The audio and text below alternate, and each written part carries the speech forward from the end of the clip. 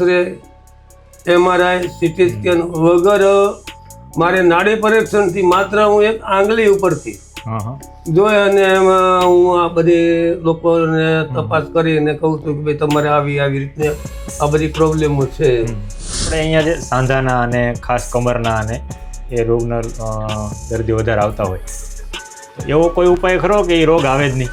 ત્યારથી લોકો વધારે આયુર્વેદિક તરફ વધારે વળ્યા છે અને આમ આયુર્વેદિકમાં લગભગ છેલ્લા 35-40 વર્ષ ત્યાં સાવ લુપ્ત. એની અંદર કોઈ ટીરોડ નથી.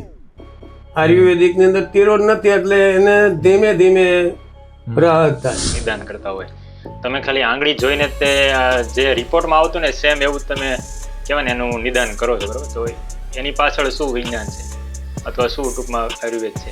બેસિક કે જે મણકા જે દબાતા હોય તો એ તરત એમાં ખ્યાલ આવે કે ભાઈ L4 માં તકલીફ છે, કે જેને કોઈ બેસી શકતા ન હોય, બેસાડવામાં 2 જણાની જરૂર પડતી હોય, એવા લગભગ હજારો લોકો કમ્પ્લીટ કર્યા છે. કેવા પ્રકારના દર્દ તમે વધુ એટેન્ડ કરતા? લિક્વિડ જે જવતું આપણે જે ગાડીને આપતું હોય એ જવતું બંધ થઈ જાય છે, ત્યાં સીધો જે યુરિક એસિડ આવી જાય છે, સ્નાયુ બ્લોકેજ થઈ જાય છે. બીજું કે ખાસ કરીને કોઈને આ ક્ષેત્રમાં કારકિર્દી બનાવી હોય,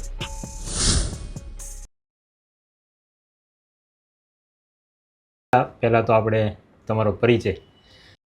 તમે આયુર્વેદના ક્ષેત્રમાં ક્યારથી?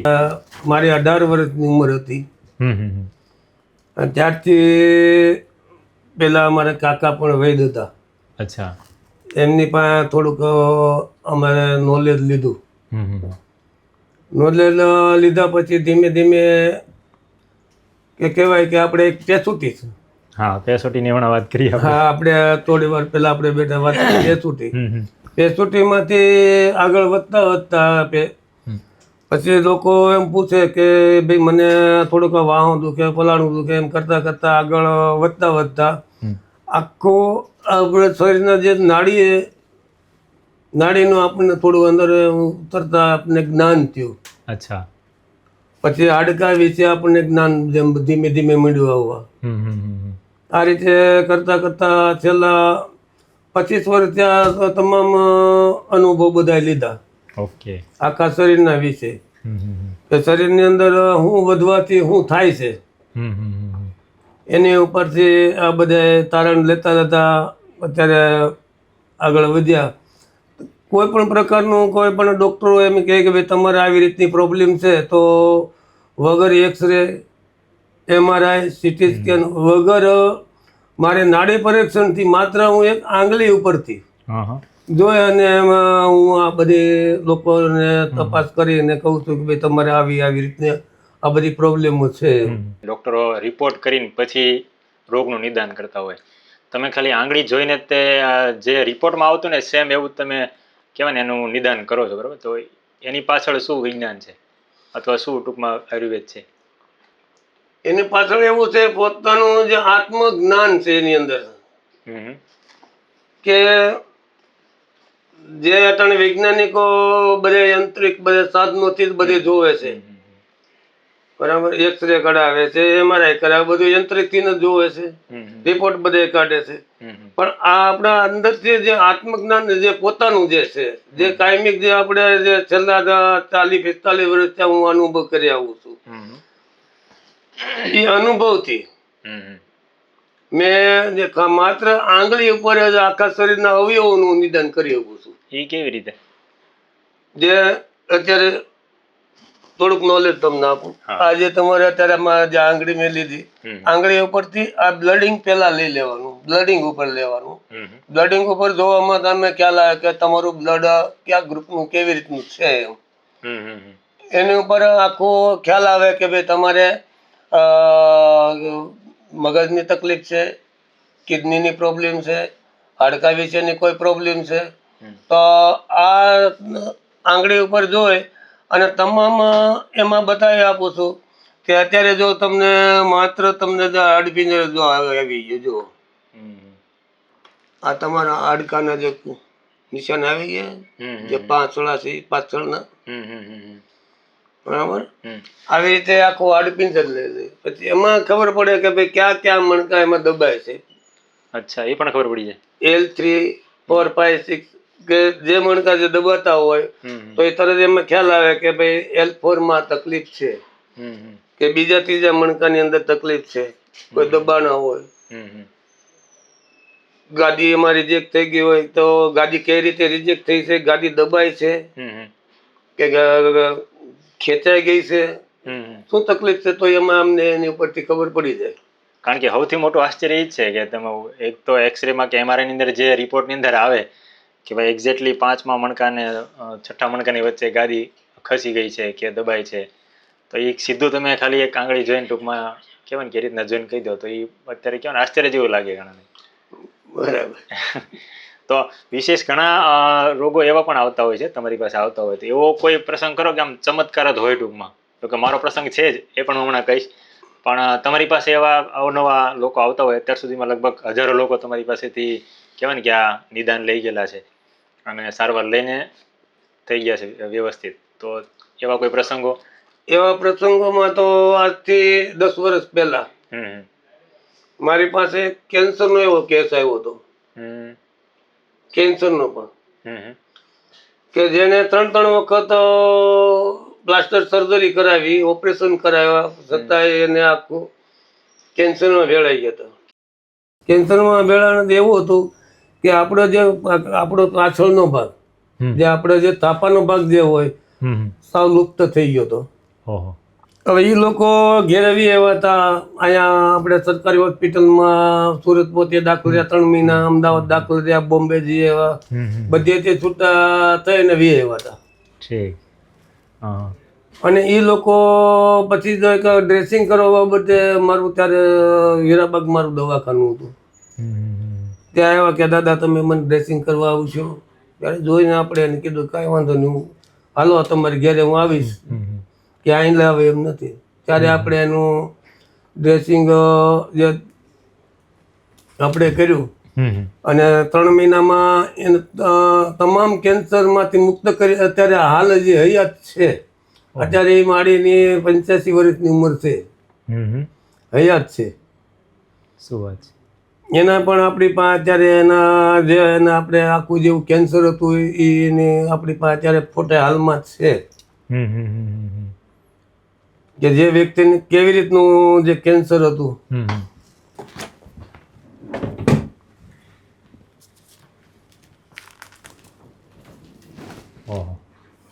આ ગુદ્દા માર્ગ છે આખું, આખું પેલું થઈ ગયું છે બરાબર. આ આખો ભાગ એનો આ આપણે કમ્પ્લીટ ઓપરેશન કર્યા પછીનો, પહેલા આવી રીતે આ બધું જામ થઈ ગયું તો આપણે જાતે ઓપરેશન કરી આ બધું કાપી, ત્યારે 5.5 કિલોનો આ પાછલો ભાગ કાપેલો હતો. અસંખ્ય જીવાણુ નીકળે, હજારો જીવાણુ.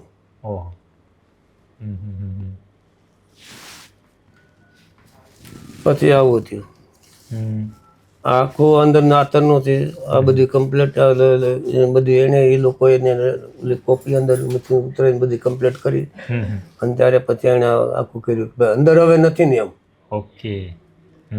અને ત્યાર પછીનો આખો આપણે કાપ્યા પછીનો અંદરથી આ રૂજ આવતી ગઈ, આ ગુદ્દા માર્ગ આખો ખુલ્લો થઈ ગયો હતો. પછી આખો થાપો આવી ગયો. આ થાપાનો ભાગ છે, આખો કમ્પ્લીટ કરી દીધો. આ અંદરનો ડબલ રોલનો ફોટો. ત્યાર પછી આ તનનું કેન્સર જો, ત્યાર પછી આવું થયું અને પછીનું આ કમ્પ્લીટ અમારા ફોટા સહિત. અચ્છા. કેન્સર. આ ભાઈને ગેંગરી હતી, ડૉક્ટરે ના પાડી પગ કાપવો પડશે. પછી આપણે એને સ્લાઇડ એટલી થોડી કાપી અંદરથી જોઈએ ને પછી જોઈએ કે ભાઈ હાડકા સુધી પહોંચ્યું નથી. આ વ્યક્તિ અમારા ફોટા સહિત. પછી ઘણા જે આપણે કમરના સાંધાના દુખાવો હોય કે જેને ઝડપી રિઝલ્ટ મળ્યું હોય, જે 10 વર્ષથી 15 વર્ષથી પીડાતા હોય, કે જેને કોઈ બેસી શકતા ન હોય, બેસાડવામાં 2 જણાની જરૂર પડતી હોય, એવા લગભગ હજારો લોકો કમ્પ્લીટ કર્યા છે એવું. કે જેને લિગામેન્ટ ખસી ગયા હોય, પગ એમને એમાં ઘોડીને ઘોડે અમે રહી જાય, ફસાઈ ગયા હોય, પણ એને આપણે અમારી એક્સરસાઇઝથી અને જે પ્રેસિંગ આપીએ એને આપણે એને અત્યારે કમ્પ્લીટ આપણે કર્યા છે. હા, એમાંનો એક જીવતો જાગતો દાખલો મારા ઘરનાનો જ છે અને ખાસ એ પણ શેર કરું કારણ કે અમે 4 મહિનાથી દાદા બધી જગ્યાએ ઘણી બધી અમે દવાઓ કરી, ઘણી બધી ડૉક્ટરો પણ બદલ્યા. તો શરૂઆતમાં ચિકનગુનિયાનો પ્રશ્ન હતો થોડો ઘણો, એટલે લોકોએ ચિકનગુનિયાની દવા આપી, પછી એને વાનો ટૂંકમાં થોડો ઘણો એક જગ્યાએ કીધું તો વાની દવા ચાલુ કરી. પછી ખ્યાલ નહોતો કે એક્ઝેક્ટલી એનું નિદાન શું છે. પછી સીધા અહીંયા 4-5 મહિના પછી 4.5-5 મહિના પછી સીધા તમારી મુલાકાત થઈ અને પછી તમે સીધો હાથ જોઈને જ કીધું કે આ તો ગાદી ખસી ગઈ છે, લિગામેન્ટનો પ્રોબ્લેમ છે અને તરત જ તમે 5 મિનિટમાં રાહત થઈ ગઈ. એ તો અમારો પોતાનો અનુભવ છે, મારા ઘરનાને ખૂબ સારું અત્યારે રાહત છે. તો આવા તો ઘણા બધા લોકો છે. તો હવે મુખ્ય બીજો પ્રશ્ન એ છે કે કેવા પ્રકારના દર્દ તમે વધુ એટેન્ડ કરતા હો અથવા તમારી પાસે લોકો વધારે આવતા હોય? વધારે કમરના જોઈન્ટના દુખાવાવાળા એ પુષ્કળ આવે છે એમ. રોજના ઓછામાં ઓછા લગભગ 100 થી 125 150 દર્દી. આ 100 દર્દી તો કમ્પ્લેટ એના જ હોય. બાકીના બીજા ઘણા પરસુરણ હોય કે હરસ મચા હોય, બકંદર હોય, કોઈને પેટની કોઈ સમસ્યા હોય, કોઈને મગજની કોઈ તકલીફ હોય, પેરાલિસિસ જેવા અસર હોય, ઘણા એવા આવે. નિસંતાનમાં પણ આવે છે એવા. પછી 30-40% દર્દી બધા 30% જેવા એવા હોય. 70% મહત્વપૂર્ણ એવા કે લિગામેન્ટ ને કમરવાળા જ હોય એવું. બીજું કોરોના પછી ખાસ કરીને લોકોનું આયુર્વેદ તરફ થોડુંક કહેવાય ને કે વલણ છે. પહેલાં એટલું બધું નહોતું. તેનું મુખ્ય કારણ કોરોના પછી એવું છે કે કોરોનામાં બીજી કોઈ રસી કોઈ અપાય એવી હતી નહીં. અને કોરોના એક એવો હતો કે માત્ર શરદી જ, કફ જ જેને આપણે કહી શકીએ એમ, કે જેને ફેફસાની અંદર પરવરી જાય. એટલે ડોક્ટરોએ એવું નક્કી કરી લીધું કે બધા કોરોનો જ છે, કોરોનો જ છે. પણ હકીકત એ કોરોનો નહોતો, એક વાયરસ જ હતો. એક શરદી, કફ અને પિત્તનો જ આ વાયરસ જ હતો. જેને નવીન વાયરસ હતો કે રેગ્યુલર રેગ્યુલર વાયરસ હતો, પણ જેને તે દિવસે જે આયુર્વેદિક જેને અપનાવ્યું છે, જેને આયુર્વેદિક અપનાવ્યા એને ખબર પડી કે આયુર્વેદિક શું કહેવાય. કે જેને ઘરગથ્થુ ઉપચાર કરીને પોતાને શરદી, કફ જેવો વાયરસ જેવું થોડું જાદું ઘેરે બેઠા બેઠા એને પોતે, કારણ કે 6 મહિના તો કોઈને બહાર નીકળવા નહોતા દીધા, એટલે ઘેરે બેઠા જે ઉપચાર કર્યો ને ત્યારે એને ખબર પડી કે આયુર્વેદિક શું કહેવાય. ત્યારથી લોકો વધારે આયુર્વેદિક તરફ વધારે વળ્યા છે. અને આમ આયુર્વેદિકમાં લગભગ છેલ્લા 35-40 વર્ષ ત્યાં સાવ લુપ્ત થઈ ગયું હતું. જાગ્રત કોરોના આવ્યા પછી વધારે થયું એમ. એક્ઝેક્ટલી.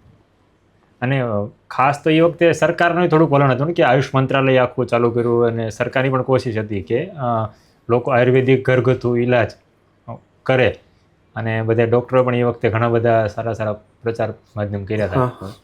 તો એનાથી લોકોની અંદર જાગૃતિ આવી થોડી. તો બીજો પ્રશ્ન એ છે કે આપણે અહીંયા જે સાંધાના અને ખાસ કમરના અને એ રોગના દર્દીઓ વધારે આવતા હોય, તો એવો કોઈ ઉપાય ખરો કે એ રોગ આવે જ નહીં?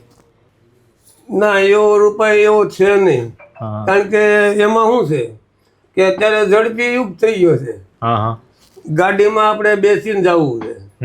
ગાડીમાં આપણને ક્યાં બમ્પ આવી ગયા તો સરકારી બમ્પ એવડા છે, નો કમન પ્રોબ્લેમ આવતી હોય તો આવી જાય. ઝડપી જવાનું આવવાનું છે. બીજા નંબરમાં કે આપણા જે અવયવો બધા એ ઢીલા પડી ગયા છે. જરા કે રોજ લાગ્યો એટલે તરત એ ગાદી મણકા અને ખસવાનું થવાનું. કારણ કે આપણા જે ખોરાક જે છે, ખોરાકથી આપણા અવયવને આપણે લુપ્ત કરી દીધા છે. કેવા એટલે વધારે એનાથી આપણે તકલીફ વધારે એવું આવે છે. શરીર જે અત્યારે ખમી શકતું નથી, મેન તો એવું થયું ને. હા, ખમી શકતું નથી. સ્નાયુ બધા મંદ પડી ગયા છે. એનું કારણ એનો ખોરાક એવો છે કે જે આપણે અત્યારે ખાદ્ય ખોરાક, આપણા ખોરાક નબળા પડી ગયા છે. આપણું તેલ જે વનસ્પતિના તેલ બધા આવી ગયા, બરાબર, કેમિકલ વાળા તેલ જ. ઓરિજિનલ આપણે સિંગ તેલ, તલ તેલ કે સોયાબીન આવા તેલ આપણે લેતા નથી. ખાસ અત્યારે કપાસિયા તેલ ખાઈશ બધા. કપાસિયા ખાવા જોઈએ કે કપાસિયા તેલમાં એવું છે કે એમાં રાસાયણિક ભળી ગયું છે. કપાસિયા તેલમાં જંતુનાશક દવાનો છંટકાવ વધારે થવાથી આપણને નુકસાન કરે છે. કપાસિયા તેલ નુકસાન, વધુમાં વધુ તલ તેલ છે જેની અંદર છંટકાવ ન થયો હોય જંતુનાશક દવાનો. સિંગ તેલ છે, તો એ બધી ખાવાથી કોઈ તમને કોઈ પણ પ્રકારની આડઅસર એમાં કોઈ થતી નથી. ઓકે. અત્યારે સસ્તા અને સારા તેલ આપણે ખાવા છે. ફાસ્ટ ફૂડમાં આપણે વધારે વી ગયા છીએ, કારણ કે બહારના ખોરાક જ આપણને ભાંગી નાખ્યા છે વ્યવસ્થિત રીતે. બરાબર. એનાથી આપણે જે શરીરના અવયવો બધા મંદ પડી ગયા છે, કે જેને આપણે એમ કહેવાય સ્નાયુને બ્લોકેજ કરી દે છે. એમાંથી આપણું એક જે ખાદ્ય ખોરાક એવા બને છે કે એમાં યુરિક એસિડ ઉત્પન્ન થાય, એટલે એ સીધું તો સ્નાયુ દ્વારા જવાનું ચાલુ કરવાનું છે. અચ્છા. સ્નાયુમાં એમાં જવાનું ચાલુ, જેની જગ્યાએ જે આપણે લિક્વિડ જે જવતું આપણે જે ગાડીને આપતું હોય એ જવતું બંધ થઈ જાય છે. ત્યાં સીધું જે યુરિક એસિડ આવી જાય છે, સ્નાયુ બ્લોકેજ થઈ જાય છે. તો ગાડીને કે લિગામેન્ટને, મણકાને કે કોઈ પણ આપણે શોલ્ડર હોય કે કોઈ પણ જગ્યાએ જ્યાં કેલ્શિયમ વિટામિન કાંઈ મળતું નથી, એટલે એ જે જગ્યા છે બધી કોરી થઈ જાય છે. ઓકે. અને સ્નાયુ બ્લોકેજ થઈ જાય છે. એક જાતનું ઓઇલિંગ જ થયું ને શરીર. ઓઇલિંગ, શરીરનું ઓઇલિંગ નથી મળતું. તો અત્યારે ખાદ્ય પદાર્થ અંદર તો કહેવાય ને કે ઘણી જગ્યાએ આપણે ખાસ કરીને સિટીમાં શુદ્ધ વસ્તુ મળવી મુશ્કેલ છે. તો એવા સમયમાં શું કરવું? એવા સમયમાં અત્યારે મુશ્કેલી છે, પણ એ લોકોની મુશ્કેલી ક્યાં છે? અટાણે બીજા વ્યવહારિકમાં વધી ગયા છે, પણ જે ખાવાની જે વસ્તુ છે ને એ લઈ શકતા નથી. વસ્તુ બધી મળે છે, માર્કેટ ને બજારમાં બધી વસ્તુ મળે છે, તો પણ જે આપણે જે ખોટા વ્યવહારમાં ફસાઈ ગયા છે, જે આપણે જે પોતાને માટે જે કરવાનું છે એ આપણે લઈ શકતા નથી. બીજું કે ખાસ કરીને કોઈને આ ક્ષેત્રમાં કારકિર્દી બનાવવી હોય, માનો કે નાડીવેદ ભણવું છે કે ટૂંકમાં છે કે આગળ વિદ્યા ભણવી હોય, તો એની માટે સરકારનો કોઈ અત્યારે એવો કોર્સ કે એવું ટૂંકમાં હોય છે કે કેવી રીતનું હોય છે, કે અનુભવથી જ તે કરવાનું હોય છે આમાં? તો એમાં સરકારી કોર્સમાં જે ભણીને બની શકાય છે, પણ પોતે પછી પોતાનો અનુભવ એમાં વધારે છે. આ તો ગણિત ઉપર છે એનું ભણતર, કેવું છે ચોપડીનું, પણ પોતાને એની અંદર સ્વઅનુભવ કરવો પડે. ઓકે. કે આને આપણે કઈ પ્રકારની આને દવા આપણે આને યુઝ કરીશું તો આ રોગને નાબૂદ કરીએ, કે કઈ રીતે કઈ દવા એને વાપરવી, કઈ સમય આપવી, કેવી રીતે આપવી, ભૂખ્યા પેટે આપી, જેમાં પછી આપી, એ બધું અમુક એને પોતાના નોલેજ ઉપર કે અથવા એ પોતે અનુભવ કરે ત્યારે એને ખબર પડે. ઘણી તો રે છે MD MS આ બધા ડોક્ટરો બધા થઈ જ જાય છે, પણ છતાં એને પ્રેક્ટિસ કરવાનું જવાનું કારણ શું છે? આ જ કારણ છે કે એનો અનુભવ કરવા એને જવું પડે. પછી જે જૂના અનુભવી હોય એનું અને નવા જે કોઈ પણ ડૉક્ટર તૈયાર થયા એનો અનુભવમાં તો ફેરફાર તો હોય ને. એટલે ખાસ કરીને પ્રેક્ટિસ વધારે છે, પ્રેક્ટિસ કરવી એ વધારે મહત્વની છે. આયુર્વેદની અંદર ક્યારે પણ દવા લેવા આવશે અથવા ત્યારે લોકોને ધીરજનો પ્રશ્ન મેન હોય છે, ધીરજ રહેતી નથી. કારણ કે લોકોને એક આદત થઈ ગઈ છે, દવા લીધી તરત 4 કલાકમાં બીજે દિવસે તરત ફેર પડી જાય. તો એ બાબતે આપનું શું કહેવું છે? એ બાબતમાં તો એવું છે કે જે આયુર્વેદિક જે છે ને એની અંદર કોઈ ટીરોડ નથી. આયુર્વેદિકની અંદર ટીરોડ નથી, એટલે એને ધીમે ધીમે રાહત થાય. અને એલોપેથિક દવામાં ટીરોડ છે, એટલે એને તાત્કાલિક એને ટીકડી આપી તરત અડધો કલાકમાં એને આરામ મળે છે. અચ્છા. આયુર્વેદિક એવી વસ્તુ છે કે ધીમે ધીમે એ 10 દિવસે તો શરીરની બ્લડિંગની અંદર પ્રવેશ કરી રહી છે, 8 થી 10 દિવસે. અચ્છા. લોહીની અંદર ભળી અને પછી એ કામ કરે છે. એટલે લોકો એમાં પરેશાન એવું થોડુંક રહે કે ભાઈ અમારે ઇમરજન્સી એકદમ મટાડવું છે, હા. તો આયુર્વેદિકમાં જવામાં જો પોતે એમ રાખે કે ગમે તેમ કરી મારે આયુર્વેદિકમાં જ જવું છે ને એમાં સારું કરવું છે તો એ લોકો ટકી રહેતા હોય છે. તો અત્યારે સર્જરી ને એવું બધું છે તો માનો કે એલોપેથીમાં હોય છે અને આ ટૂંકમાં મોડર્ન ડૉક્ટરોમાં છે અને આયુર્વેદની અંદર સર્જરી હમણાં ભૂલાઈ ગઈ છે કે ભૂલવડી દેવામાં આવી છે કે ટૂંકમાં, કારણ કે પહેલાં જે મેં સાંભળેલું છે કે પહેલાં આપણા વૈદ્યો હતા, રાજાના અમુક પ્રસંગો એવા મેં સાંભળેલા છે કે જે ક્યાં કે રાજા કંઈક સજા કરતા કે કાન કાપી નાખ, નાક કાપી નાખતા, તો આપણે કોઈક સામાન્ય એવા ગામની અંદર એક વૈદ્ય હોય તો એ પણ એના પોતાના એક સાધનથી કહેવાય ને કે નાક કાન કે ટૂંકમાં વ્યવસ્થિત સર્જરી કરીને ચોરાડી દે, પ્લાસ્ટિક સર્જરી કરતા, એવું મેં સાંભળેલું છે. તો એ વાતમાં ત્યારે પ્લાસ્ટિક સર્જરી એવી રીતે કરતા કે એ લોકો જે પ્લાસ્ટિક સર્જરી કરતા ને ત્યારે એ વનસ્પતિ ટાઈપની એનો લિક્વિડ એનો પાનના એના રસમાંથી લઈ અને એ લિક્વિડ એને તો લગાડી અને એને સર્જરી કાન નાક કે ગમે તે કોઈ પણ જગ્યાએ વાગ્યું કર્યું હોય તો એ ત્યાં ચોંટાડી અને ત્યાં એને થોડો સમય પાટા રાખતા અને એ કમ્પ્લીટ થઈ જતું. પહેલાં તો એવું હતું કે ગામડાઓમાં શું હતું કે ડૉક્ટરો પહેલાં હતા ને આજથી 60-70 વર્ષ પહેલાં કાંઈ પણ વાગ્યું હોય તો પથ્થર વેલ આવે પાણા ફાડે તો એને લઢી અને લગાડી દે તો રૂજ આવી જતી, પથરી જેવી હોય તો ગળી જતી, મગ હોય ને મગના પાનને મોઢે ચાવીને બાંધી દે તો ત્રીજે દિવસે એને ગમે તે 5% 7% આવે એવું હોય ને અઠવાડિયું બાંધે તો તે દી એને રૂજ આવી જતી હતી. પણ અત્યારે રૂજ નથી આવતી એનું કારણ છે કે ખાવાના જે ખોરાક જે છે એમાં જે સીધો એસિડ આવી ગયું છે એટલે જે આપણે અત્યારે એ અપનાવવા જઈએ ને તો એ તાત્કાલિક થતું એટલા માટે આપણે સર્જરી ટાંકાની આ બધું લેવું પડે છે. ઓકે, બાકી હતું તો ખરું જ, હતું તો ખરું જ અને હજી એ છે. અત્યારે એવા કોઈ કરે છે કે અત્યારે ના, હજી ગામડામાં હજી અમુક એવું હોય ને તો એ અપનાવે છે અને જેને ખોટા ખોરાકોને એવું ન ખાધે એમાં રિઝલ્ટ તોય મળે જ છે. તાત્કાલિક લોહી બંધ કરવું હોય તો મગના પાન ચાવીને બાંધી દે, લોહી બંધ થઈ જાય જલ્દી. એવું? હા. પણ એમાં મગના પાનમાં દવા છાંટેલા હોય કે એવું છે? એમાં એ પાનને શું કરે કે એને ધોઈ નાખે ને એવું બધું કરી નાખે એટલે એની અંદર ઉપર જે દવાનો જે ક્ષાર હોય ને ક્ષાર ધોવાઈ જાય એટલે એને કોઈ તકલીફ આવતી નથી. બીજું સાપ કરડે કે કઈ જીવજંતુ કરડે ત્યારે પણ ગામના વનસ્પતિથી જ તે કરતા હતા, એવું કોઈ અત્યારે ઉપાય ખરા કે કોઈને એવું નાનું મોટું કઈ વિઘ્ન આવ્યું?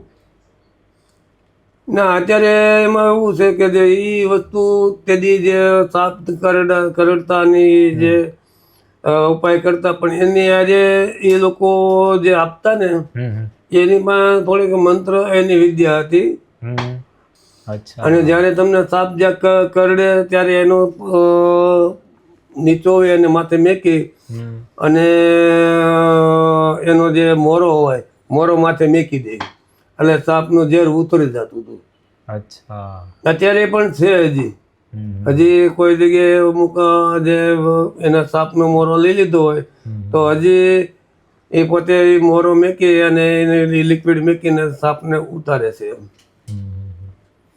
બીજું ઘરગથ્થુ ઇલાજની અંદર ઘણીવાર એવું હોય કે આમ તમને એવું લાગતું હોય કે આ દર્દી આટલું નહીં કરી શકતા હોય તો એવા કયા કયા ઇલાજ છે કે જે આમ લોકો આમ હાવ સામાન્ય હોય પણ પાળતા નથી? ઘરગથ્થુ ઉપચારમાં માનો કે એસિડિટી પિત્ત થયું હોય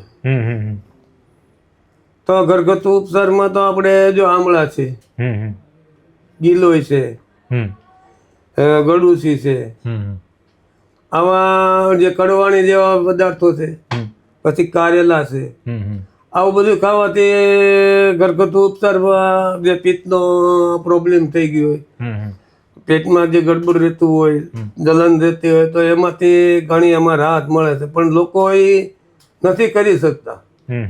એનું કારણ એ છે કે તત્કાલી એને જોઈએ છે તો આ લાંબો સમય લેવાથી આપણે પણ મટાડી શકે છે. કહેવાય ને કે એક હેબિટ લોકોની અત્યારે તદ્દન સવારથી ને સાંજ સુધીને અત્યારે લોકોની બદલાઈ ગઈ, મોબાઈલ આવ્યા પછી, ખાસ કરીને નેટ આવ્યા પછી, તો એને કારણે સ્વાસ્થ્યમાં ફેર પડતો હોય એવું તમારી દ્રષ્ટિએ શું છે? એનું કારણ એવું છે કે જો એક તો જાણે મોબાઈલથી તમે એક દારૂ મોબાઈલમાં રહેશે પછાડ્યો તો તમારું જે નજર કેન્દ્ર છે એક દારી મોબાઈલ ઉપર જ રહે. એનાથી તમારા મગજ ઉપર અને હૃદયને બેયને ઇન્સ્પેક્શન કરે છે. કારણ કે હૃદયના ધબકારાને એને બેયને સેટલ નથી. ક્યારેક હૃદય પણ એમાં લો થઈ જાય. એક દારૂ રહેતું હોય, નાના બાળકો એક મોટા બાળકો એક દારૂ એને નજર એમાં જોવામાં વધારે હોય તો આંખના નંબર વહેલા આવે, માથા દુખવાના પ્રશ્નો આવે, આવા ઘણા પ્રશ્નો પણ એમાં આવે છે. અને મોબાઈલમાંથી ઘણો મોબાઈલનો તો એવું છે કે પોતાનું જે ધંધાકીય પોતાનું એમાંય ખોરવાઈ જાય. ધંધો કરે છે અને ધંધો ખોરવીને બેસે છે. એટલે પોતાનું જીવન ચરિત્ર આખું એમાં વીખી નાખે છે. શું કારણ કે જે અત્યારે નવી નવી સિરિયલો આન તેન બધું જોવાનું ખૂબ છે, વધી ગયું. હવે વધી ગયું છે. એ જોવામાં રસ છે પછી તો ધંધો કરી શકતા અને મોબાઈલ ઉપર અબજોનો પણ ધંધો કરી શકે છે. બંને વસ્તુ છે. બંને વસ્તુ છે એમાં. આદર્શ દિનચર્યા કેવી હોવી જોઈએ? ક્યારે ઉઠવું જોઈએ અને ક્યારે સૂવું જોઈએ ખાસ કરીને? અને બેઠવા ઉઠવાની ટૂંકમાં હેબિટ છે અથવા કસરતની છે તો એ કેવી એક હોવી જોઈએ? જીવનમાં પેલું તો આપણે બેસવા ઉઠવાની જે પ્રક્રિયા હોય તો એમ રીતે જો તમે વ્યવસ્થિત પલાટી વાળીને બેસો, અમુક વજ્રાસનમાં બેસો તો એ કરવાથી તમારા શ્વાસની અંદર ઘણો ફેરફાર થાય છે. કે જેને જે લોહીની જે પ્રક્રિયા છે જેને લોહીની ગતિ પરિભ્રમણ સારી રીતે થઈ શકે છે. બીજું કે રાત્રે આપણે સુવાનો ટાઈમ કેટલું કેવો છે કે 9 થી 9:30, 9 થી 9:30 ઊંઘી જાય અને સવારે 5:30 થી 6 ના ગાળામાં ઉઠવું. ઓકે, બ્રહ્મ મુહૂર્ત. હા, બ્રહ્મ મુહૂર્તમાં. જ્યારે બ્રહ્મ મુહૂર્તમાં ઉઠે ત્યારે પોતે એકદમ સ્વસ્થ થઈને ઉઠે અને પોતાનું જે આચાર વિચારો એકદમ શાંતિ સરળ ચિત્તરૂપે ઉઠે છે. કે જેવો કેમ સૂર્ય ઉગે ને પ્રકાશિત એને માથે પડે એવી રીતે એને સ્વસ્થ રીતે ઊભો થાય અને પોતે એકદમ શાંત રીતે પોતાને ગમે ત્યારે. પણ હવે આપણે 8 વાગે ઉઠાડવા જઈએ તો ઘરના સભ્યોને સુવા દે, મારે જે સુવાનું છે, પણ ક્યારે પોતે 2 વાગે સૂતો હોય, ક્રોધિત બને પછી ઉઠાડવા જાય એટલે મગજ ઉપર એમાં ક્રોધે આવી જાય છે. ખાસ તો મોબાઈલ એક આપણું જીવન હલબલાવ્યું છે તો ખરું. હા, આખું પોતાનું જીવનશૈલી બધી ગુમાવી દીધી છે ઘણી. બીજું ખાવા પીવાની અંદર ઘણું એવું કયું છે કે જે આપણે રેગ્યુલર જીવનમાં ખાઈએ છીએ? તેલ, તમે તેલની વાત કરી, ઘી છે તો અત્યારે શુદ્ધ ઘી ને શુદ્ધ સિંગ તેલ મળવું એ પણ ઘણું કપરું છે. થોડુંક મળી જાય છે પણ થોડુંક કપરું છે. નથી મળતું. એવું છે કે અત્યારે પશુપાલકો બહુ ઓછા થોડાક થઈ ગયા છે. અચ્છા, બરાબર. અને જે મળે છે તો એ મોંઘું મળે છે. કે જે અત્યારે શુદ્ધ ગાયનું ઘી લેવા જાય તો 2000 રૂપિયાની કિલો છે, દેશી ગીર ગાયનું કે ગમે તે દે. અને બાકીના તો અત્યારે ઘી ઘણા મળે છે બધા ભેળસેળ વાળા. બરાબર. 500 રૂપિયાથી માંડી 1000 રૂપિયા સુધીના મળે છે. સસ્તા ને સારા. સસ્તા ને સારા.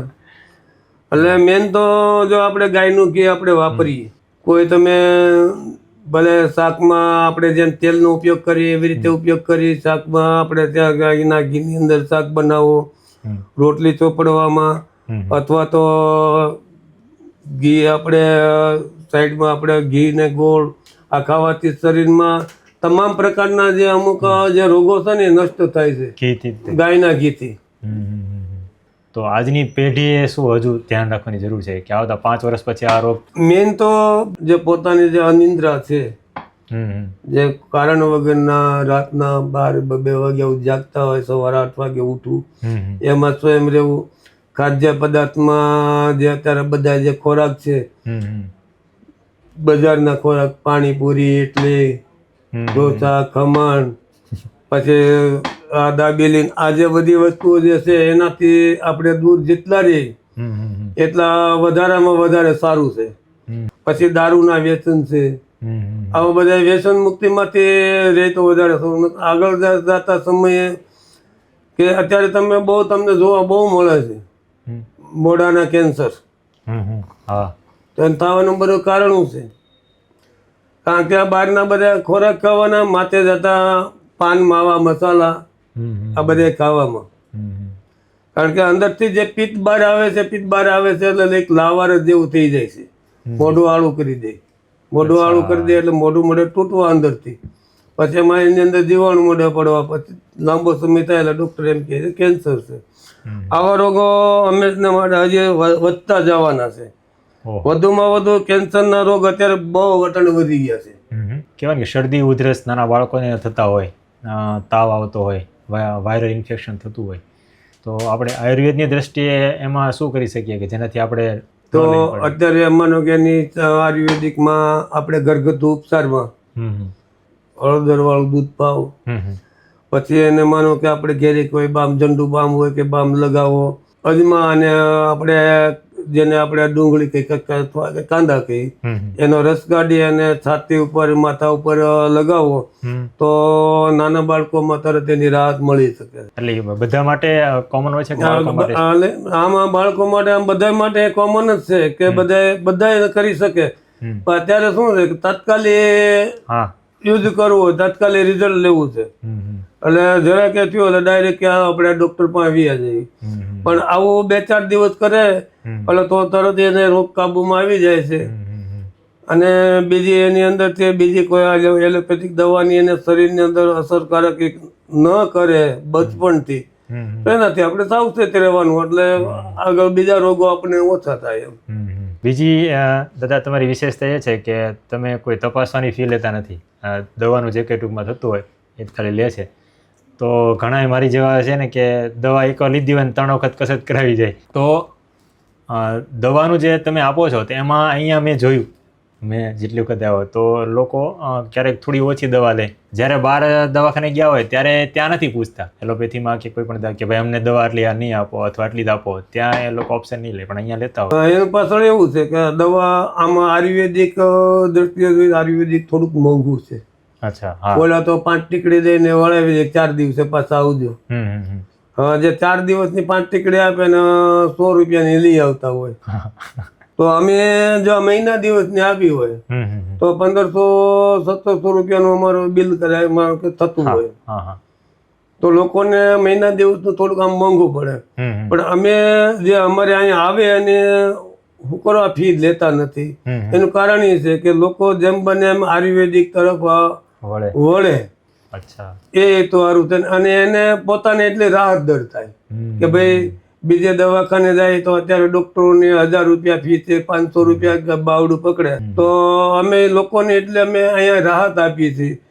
પછી અમે જે કાંઈ પણ અમે લિગામેન્ટ મણકા ચડાવી ટ્રીટમેન્ટ કરી, પણ અમે એની ફી કોઈ પણ એક પ્રકારની લેતા નથી. કોઈ દર્દી આવે દવા લીધા વગર વહી જાય તો અમે એવું નથી કહેતા કે અમારી અહીંયા ફી 100-200 રૂપિયા છે તમે દેતા જાઓ. એ તો મેં જોયું. બરાબર. એ લોકોને અમે રાહત આપીએ છીએ એટલી. લોકો વધુ આયુર્વેદ તરફ વળે એની માટે એમાં તો પોતાને થોડોક આત્મવિશ્વાસ આવવો જોઈએ કે હવે મારે આયુર્વેદિકમાં જ જવું છે. જો આયુર્વેદિકમાં નહીં જાય અને એલોપેથી દવા ખાવાથી આપણા શરીરમાં કિડનીઓને નુકસાન પહોંચાડતું હોય, ફેફસાને નુકસાન પહોંચાડે, હૃદયનો બધાને નુકસાન પહોંચાડવાની છે તિરોડ. તો એમાંથી આડઅસરમાંથી આપણે બચવા ખાતર જો પોતાને એમ થાય કે મારે આયુર્વેદિક તરફ વળવું છે અને તો એના માટે વધારે લાભકારક છે. અને અત્યારે મહત્વપૂર્ણ થોડીક જાગૃત થઈ છે કે આપણે આયુર્વેદિકમાં જવું તો આપણું જીવનમાં આપણે સ્વાસ્થ્ય રૂપે આપણને થોડોક સારો ફાયદો થાય. ભલે મોડો ફાયદો થાય પણ આપણે આયુર્વેદિક દવા લેવી છે એવું લોકોમાં થોડીક જાગૃતતા આવી છે. બીજું વિશેષ કંઈ તમારે કેવું હોય લોકોને કે કેવા અહીંયા સુવિધાઓ છે આપણા ક્લિનિકની અંદર? બીજી કઈ ટ્રીટમેન્ટ આપો તમે? અમે અમારા ક્લિનિકની અંદર તમામ આમાં બીજું કોઈ યાંત્રિક કે મશીનરીથી કોઈ સુવિધા અમારે અહીં નથી. પણ અમારું એક જ છે કે અમે જ્યારે બધે દર્દી આવતા હોય ત્યારે અમે અમારી હાથ કળાથી અમે જે ટ્રીટમેન્ટ આપી કે લિગામેન્ટ ખસી ગયા હોય કે મણકા ખસી ગયા હોય તો અમે અમારી હાથ કળાથી એને બેસાડી અને સ્વસ્થ કરીએ છીએ. પણ કેટલી મિનિટમાં 3 થી 5 મિનિટમાં. અમારી ટ્રીટમેન્ટ 5 મિનિટની વિશેષ, અને 2 ટ્રીટમેન્ટ, એક પ્રથમ મહિનાના છેલ્લા દિવસે અને પછી 8 થી 10 દિવસે. આ 2 ટ્રીટમેન્ટમાં દર્દી હજારો કહો તો હજારો અહીંયા કમ્પ્લીટ કર્યા છે અત્યાર સુધીમાં. અને બધાના રિપોર્ટ આપણને બધા સારા આપે છે કે ભાઈ અમને તમારી દવાથી તમારી જે ટ્રીટમેન્ટ અમને બહુ આરામ છે. અને સરસ, આજે ખૂબ જ આનંદ થયો. તમે એટલી બધી તમારા અનુભવની વાતો કરી અને લોકો સુધી આ વાત પહોંચે અને બધાને કંઈક શું કહેવાય સારો સંદેશ મળે, તો એના માટેનો પોડકાસ્ટમાં તમે પધાર્યા બદલ આપનો ખૂબ ખૂબ આભાર.